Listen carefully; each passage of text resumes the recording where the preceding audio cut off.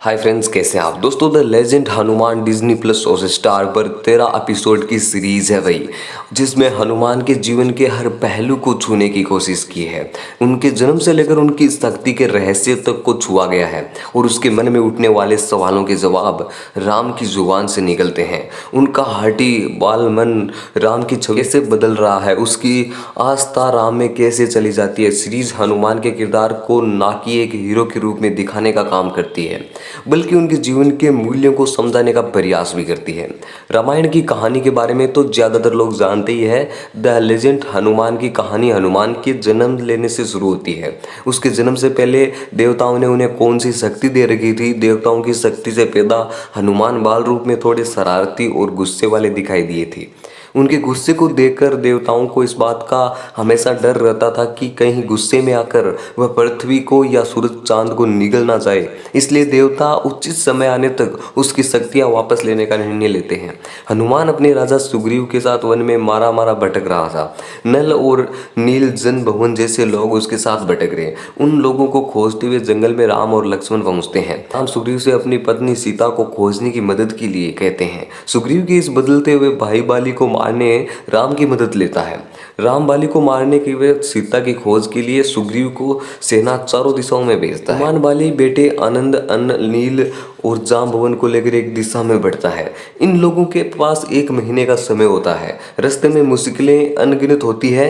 रहस्यमय जंगल जहां राक्षस, खतरनाक जानवर कदम कदम पर है और इसके अलावा रावण की बहन षड्यंत्र कदम कदम पर और उनका रास्ता रोकने की कोशिश करते हैं। हनुमान अपनी बुद्धि और ताकत से उनका सामना करते हैं और कैसे रावण की लंका तक पहुंचते हैं। कहानी इसी पर है। The legend Hanuman series Ramayana की धारावाहिक बुनियादी फर्क तो यही है कि ये एनिमेट सीरीज है, जिसमें सारे के सारे किरदार एनिमेटेड। और ये बात अलग है कि 3D तकनीक होने के कारण स्क्रीन पर उतना फर्क नजर नहीं आता।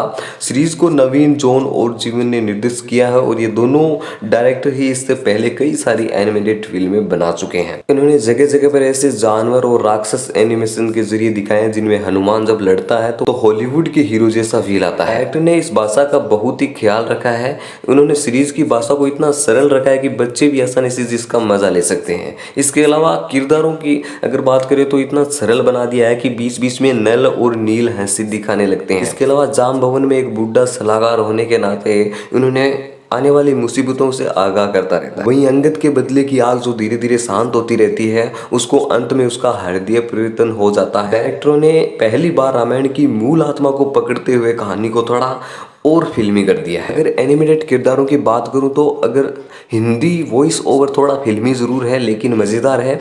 एक भी किरदार ऐसा नहीं है जिसकी आवाज उसकी बॉडी के समानता ना रखती हो। इस सीरीज की संगीत भी फिल्मी है लेकिन अलग से बिल्कुल भी नहीं लगता। इस सीरीज का एक टाइटल ट्रैक है, हालांकि रामायण के मुकाबले सुनने में बहुत ही हल्का और कमजोर लगता है। दोस्तों, मैं पूरी तो आपको दिखा नहीं सकता तो, लेकिन मैं बता दूं कि आप इसे देखोगे या ना देखो तो अगर अब आपका मन बहुत भारी हो चुका है देखने के लिए तो द लेजेंड ऑफ हनुमान देखकर हल्का कर सकते हैं। ये सीरीज बहुत ही हल्के फुल्के अंदाज में है, सिर्फ ओनली मनोरंजन के लिए है। और बनाने वालों के हालांकि हनुमान, राम, सीता जैसे किरदारों की मान्यता और उसकी गरिमा को भी ख्याल रखा है इन्होंने। और सीरीज को बच्चों के साथ बैठकर देखने में आनंद में और ज़्यादा मजा आएगा। तो दोस्तों, आप इसे फैमिली के साथ देख सकते हो, बहुत ही मज़ेदार है। Disney plus Hotstar. तो दोस्तों, चैनल को सब्सक्राइब करने के साथ बेल आइकन को भी प्रेस कर दीजिए ताकि ऐसे ही रिव्यू आपको मिलते रहें। Thank you for watching.